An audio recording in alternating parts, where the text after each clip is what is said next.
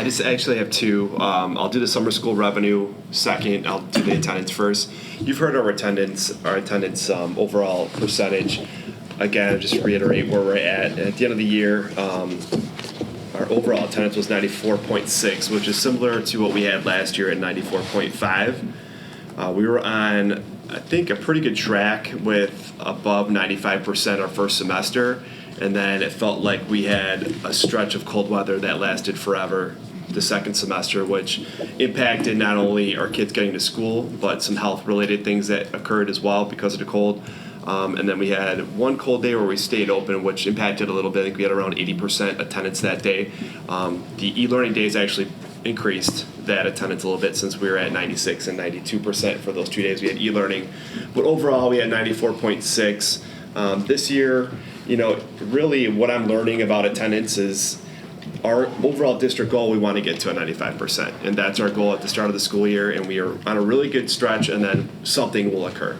Whether, a couple years ago, maybe a walkout or whatever happens, a Cubs rally, or something will occur that will drive our attendance down. On those days, we typically have 60, 75% attendance on those days. And so if we can then catch, do the work in the middle, because we're going to schedule those events and know that that's going to hit our attendance up. But if we get after it up front with our chronic truant students, which we know are there, and those are the kids that drive our attendance down mostly, and those were students that we need to bring to Beth, because there might be some underlying things that are going on there. And so what we've done is created a new Google form and some interventions that our deans are doing, so we can have that data documented, so that when we go to our sit teams with Beth and her counseling and her staff, we can say, okay, this is what we've tried, and then here's what we need to put in place under a Tier 2 initiative with our psychologists going forward. And so that's something that we're going to really work on this year. Our deans do a good job. I think what's great about our B2 is that we're small enough where we really know our kids well. So we're not shy to get out there, go to homes, see what's going on, talk to our parents. I always say that we're in a partnership with our parents, and that's true. And so we want to encourage them to get their student here and vice versa. So whatever we can do to assist our parents. On that note, too, last year under the parent link on our website, we created an Attendance Matter initiative, which outlines, some parents don't know. I'm sending my child off for the first time to school this year. When do I call him in sick? Does he have a little sniffle? Do I call him in sick or not? So that our nurse put some protocols in place under that parent tab now that parents can visit and view and know that, okay, if my student has a fever over a certain amount, they're going to stay home for that day, and then when they're feeling better, they can come back. And there's other protocols, and then also data that's research-based about seat time and the importance of seat time and our students being in here in school, in the classroom, and a success rate that happens because of that. And there's some documented data through that Attendance Matter link, so we're going to continue to push that out as well.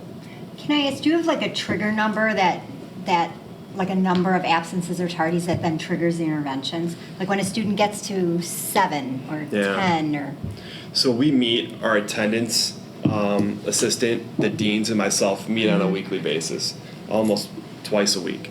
And then we'll look at her attendance data for that week and see where we're at. Typically, after 5, then it's like we're calling parents in, we're putting initiatives in place. If it's under 5, because 5 might be a couple of, 2 times they got called out because there was a family thing and then they were sick a couple times. So 5 really is, okay, we need to start getting involved here. If it's below 5, then it's really a call home to see what's going on and see if we can get documentation from doctors and things like that. Mm-hmm. So 5 is our marker per semester. Thanks. And Dave, before you go into the summer camp report, there were no other questions submitted. I do want to remind the board, in October, at the board meeting in October, now under the new state law that e-learning days are officially accepted by the state, they did put a couple of steps in place, Governor Pritzker, and so we do need to conduct a public hearing in October to at least to show the public our plan and to communicate how we plan to communicate e-learning days, determine an e-learning day, and the steps we'll take. So my team and I are working on presenting that at the October board meeting.